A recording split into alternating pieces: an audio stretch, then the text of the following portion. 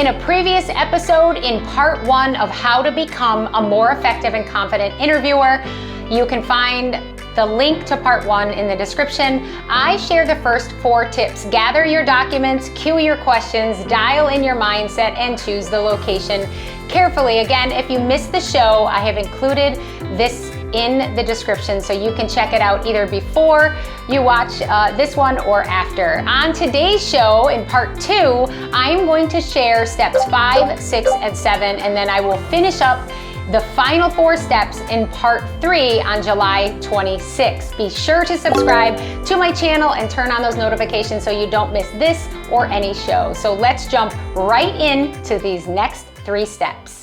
The 5th step or tip in becoming a more effective and confident interviewer is to be sure to set the tone. Hiring managers have the advantage of setting the tone for interview sessions. Though you need to be intentional with this, you must actively work to establish an environment that is welcoming and places everyone at ease, allowing candidates to feel relaxed and able to speak freely and comfortably, sharing their insights and input. Personally, greet the candidate in the waiting area and walk them to the interview location. This creates a more balanced dynamic as opposed to having another employee bring them to your office or a meeting room. Offer candidates something to drink and grab a beverage for yourself at the same time too. Again, this shows an effort to be hospitable and on equal footing.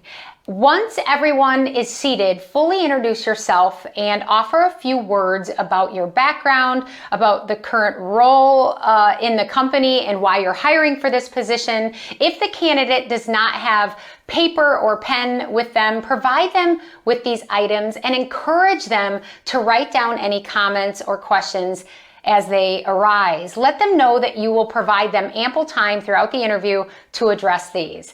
Prevent interruptions by designating someone to be in charge of handling any issues that might arise while you are conducting interviews. Step number 6, be yourself. Although you should always strive to keep things professional and appropriate, you want to maintain a friendly, approachable demeanor, which usually requires pulling heavily from your soft skills. Remember that candidates desire to be seen and treated as individuals and want to feel as though they're talking to a human, a person, not a corporation. Keep the meeting conversational, offering comments and discussion between questions.